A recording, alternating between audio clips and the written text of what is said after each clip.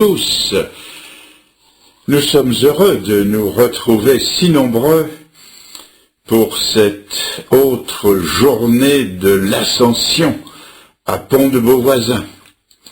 Merci pour l'accueil, merci pour les amis, ce groupe vocal qui nous a interprété quelques beaux chants de jeunes en particulier, merci de tout cœur. Et pour ne pas allonger, nous entrons tout de suite dans le vif du sujet, dans la lecture de la parole de Dieu. Le thème choisi pour aujourd'hui, c'est Élisée, le verseur d'eau. Et je vais vous lire les textes qui s'y rapportent. Ce matin, nous aurons une réunion d'appel à la consécration et au service. Et cet appel s'adressera plus particulièrement aux jeunes. Dans le premier livre des Rois, au chapitre 19, je vous lis un épisode de la vie du prophète Élie, à partir du verset 14. Une voix lui fit entendre ces paroles. « Que fais-tu ici, Élie » Il répondit, « J'ai déployé mon zèle pour l'Éternel, le Dieu des armées, car les enfants d'Israël ont abandonné ton alliance, ils ont renversé tes autels, et ils ont tué par l'épée tes prophètes. Je suis resté, moi seul, et ils cherchent à m'ôter la vie. » L'Éternel lui dit, « Va, reprends ton chemin par le désert jusqu'à Damas, et quand tu seras arrivé, tu oindras Hazaël pour roi de Syrie. Tu oindras aussi Jéhu, fils de Nimshi, pour roi d'Israël, et tu oindras Élisée, fils de Shaphat, pour prophète à ta place. Et il arrivera que celui qui échappera à l'épée de Hazaël, Jéhu le fera mourir. Et celui qui échappera à l'épée de Jéhu, Élisée le fera mourir. Mais je laisserai en Israël 7000 hommes, tous ceux qui n'ont point fléchi les genoux devant Baal et dont la bouche ne l'a point baisé. » Élie partit de là, et il trouva Élisée, fils de Shaphat, qui labourait. Il avait devant lui 12 paires de bœufs, et il était avec la 12e. Élie s'approcha de lui, et il jeta sur lui son manteau. Élisée quitta ses bœufs, courut après Élie, et dit, « Laisse-moi embrasser mon père et ma mère, et je te suivrai. » Élie lui répondit, « Va et reviens, car pense à ce que je t'ai fait. » Après s'être éloigné d'Élie, il revint prendre une paire de bœufs qu'il offrit en sacrifice. Avec l'attelage des bœufs, il fit cuire leur chair, et la donna à manger au peuple. Puis il se leva, suivit Élie, et fut à son service.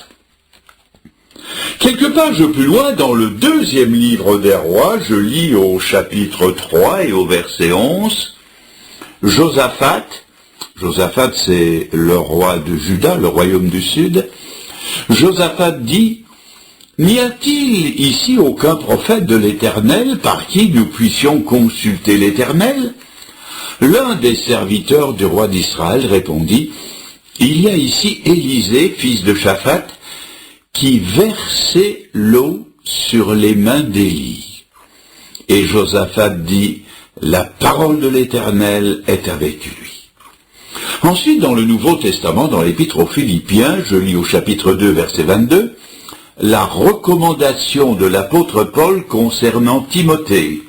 « Vous savez qu'il a été mis à l'épreuve en se consacrant au service de l'Évangile avec moi, comme un enfant avec son père. »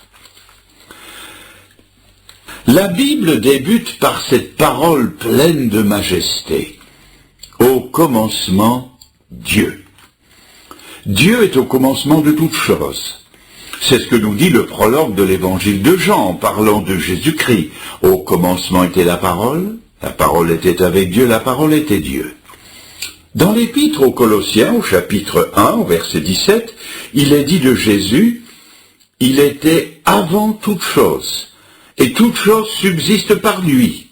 Il est la tête du corps de l'Église, il est le commencement. C'est-à-dire que tout a commencé par lui. Les mondes physiques, les mondes spirituels, l'Église, et il en est ainsi dans la vie de ceux qu'il appelle à son service. C'est de lui que tout part, c'est lui qui prend l'initiative.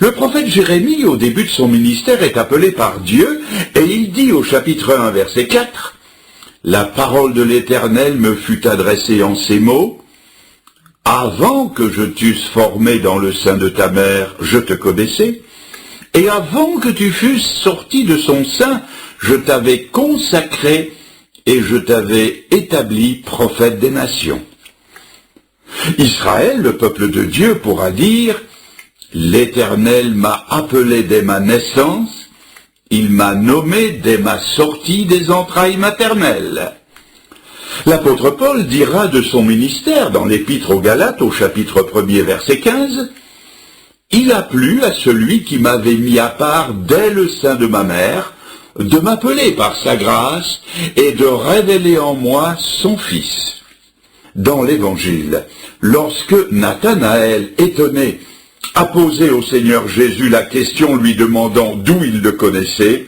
Jésus a répondu « Avant que Philippe t'appelât, je t'avais vu sous le figuier, je te connaissais. » Dans le récit que nous avons lu dans le livre des Rois, c'est la même vérité qui ressort. C'est Dieu qui prend l'initiative de l'appel d'Élisée. Il envoie le prophète Élie et il lui dit « Tu oindras Élisée comme prophète à ta place. » Au commencement de tout appel, de tout service, de toute vocation, il y a l'appel de Dieu. Quelle sécurité pour le restant d'une vie de savoir que Dieu en est le commencement, qu'il en est le déroulement et qu'il en sera la fin. C'est vrai pour chacun de nous, car dans l'Épître aux Éphésiens, au chapitre 2, versets 8 et 9, il est écrit que nous sommes son ouvrage, nous avons été créés en Jésus-Christ pour des bonnes œuvres qu'il a préparées d'avance afin que nous les pratiquions.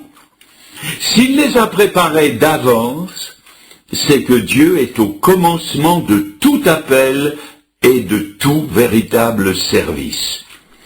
Mais si Dieu est au commencement, notre responsabilité, c'est d'entrer dans cette préconnaissance de Dieu et de montrer l'estime que nous donnons à l'honneur qui s'y attache en y répondant favorablement. Car il est vrai que nous pouvons donner une fin de non-recevoir aux appels de Dieu.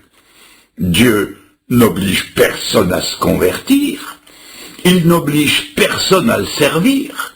Dieu peut nous convaincre, il peut nous presser, il peut nous obliger à entendre sa parole, mais il nous appartiendra toujours de répondre à son appel. Dieu ne bousculera jamais personne dans son ciel. Personne ne sera sauvé contre son gré, et personne ne servira le Seigneur de force, et cela est ici illustré dans la biographie du prophète Élisée. Alors, voyons ensemble comment les choses se sont passées. Je vais me permettre de faire une assez longue introduction sur le prophète lui-même. Nous connaissons très peu de choses sur la première partie de la vie d'Élisée. Il avait eu certainement des parents pieux qui lui ont donné un nom avec une signification spirituelle, car Élisée veut dire « Dieu est salut ». Il a passé sa jeunesse dans une famille aisée, il a grandi dans un cadre rural, dans le domaine de ses parents, et il a participé à la vie active d'une exploitation agricole.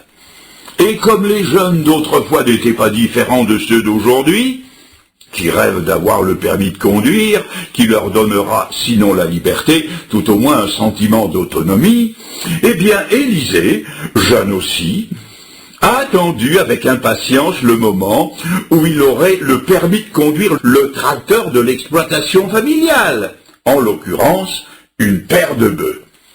Et en quelques années, il s'est élevé au niveau des plus habiles ouvriers de son père, au point que nous le trouvons ici en train de conduire toute une section de labourage composée de 11 ouvriers. Il met la main à la pâte, il fait le 12e et conduit lui aussi son attelage de bœufs. Son avenir est assuré, il n'a plus maintenant qu'à continuer l'entreprise familiale. À votre avis, quel âge devait-il avoir? Cela n'est pas dit dans la Bible.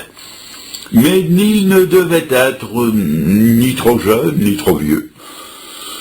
Il n'était pas âgé, car il n'avait pas encore, semble-t-il, de charge familiale, mais il était quand même assez âgé pour prendre des décisions importantes. S'il s'en réfère à ses parents pour partir, et cela nous montre qu'il était encore assez jeune, il n'écoute cependant que son propre conseil pour abattre une splendide paire de bœufs, puis casser la charrette et en faire du feu. Cette initiative nous montre qu'il avait atteint une certaine maturité et une indépendance qui n'est pas celle de la prime jeunesse. Voilà donc campé notre personnage. Ni trop jeune, ni trop vieux. C'est, je le sais, une réponse de Normand, mais je n'en ai pas d'autre. Voyons maintenant quand et où l'appel de Dieu lui a été adressé. Je remarque que ce n'était pas un jour de sabbat. Ça aurait pu l'être. Ce n'était pas dans une assemblée extraordinaire. Ça aurait pu l'être. Ce n'était pas un jeudi de l'Ascension, comme aujourd'hui à Pont-de-Beauvoisin en Isère. Ça aurait pu l'être. Ce n'était pas dans une réunion missionnaire, ce n'était pas lors d'une réunion de prière. Ça aurait pu l'être. Ce n'était pas au cours de la pause repas. Il ne rêvassait pas à des choses supranaturelles. Il n'a pas eu une extase. Il n'a pas entendu des voix. Et il n'a pas reçu une vision particulière. Remarquez que ça aurait pu l'être. Ce n'était pas dans aucune de ces occasions-là. Non, il travaillait au labour des champs. Il a reçu son appel pendant la tâche quotidienne.